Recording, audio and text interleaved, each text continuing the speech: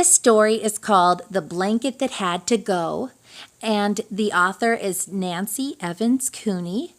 The pictures are by Diane Dawson. And I'm sharing this story with you because when I was a little girl, this was my most favorite book. And I hope you guys like it too.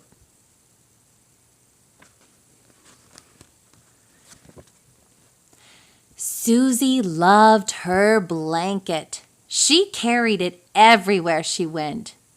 The blanket was worn now, but still had its soft, warm, special smell.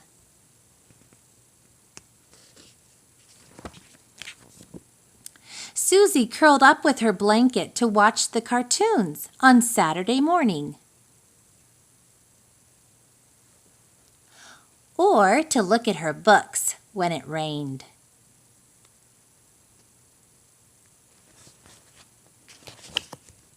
She used it as a scary cape when she was a vampire, or as a safe raft on the dangerous ocean of the living room rug. And she could always make her brother Tommy laugh when she became the blue blob slinking along the floor.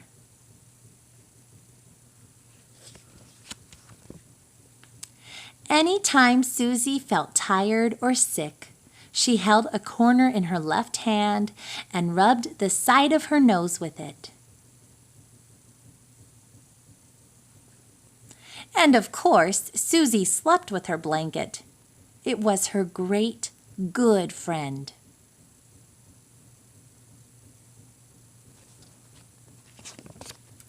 Then one warm summer day, Susie and her mother went grocery shopping.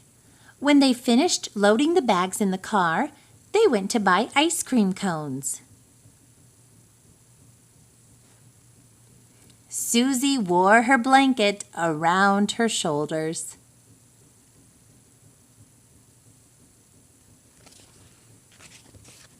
Her mother said, "Susie, school starts soon.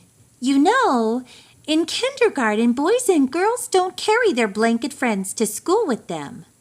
Susie's tongue stopped in the middle of a chocolate chip mint lick. No blanket! How could she go any place without her blanket? It was her favorite thing in all the world. Certainly she could never start school without it. As soon as she got home, Susie tried to figure out a way to take the blanket with her. She tried stuffing it into the front of her t-shirt, but it gave her a big fat tummy.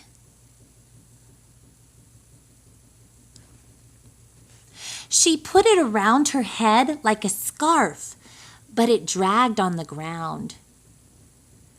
She tried to make a skirt, but it looked funny.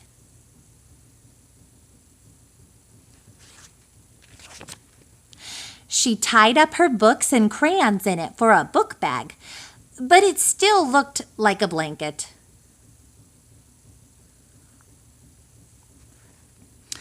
Oh, nothing would do.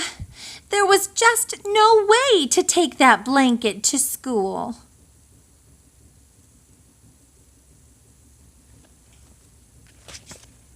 For several days, Susie walked around with a long face. Her mother couldn't make her smile. Tommy's tricks didn't make her giggle. Even her ticklebug father couldn't make her laugh.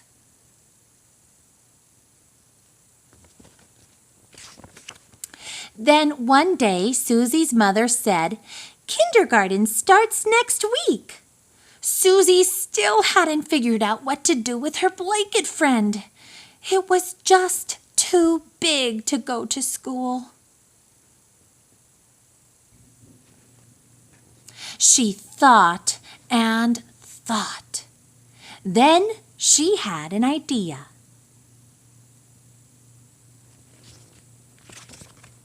Susie grabbed her blanket and ran to Tommy's room. She asked him to help her cut her blanket in half.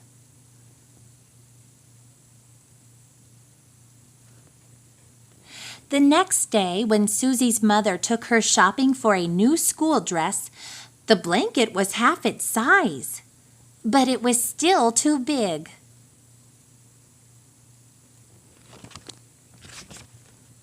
Two days later, when Susie went with her father to buy school shoes, the blanket was even smaller and raggedy at both ends, but it was still too big.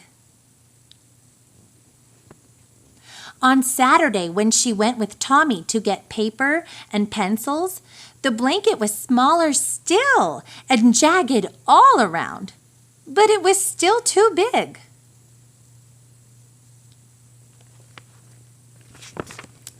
At last, when the first day of school came, Susie wore a smile. Her great good friend wasn't big enough to use as a cape or to crawl under and become a blue blob.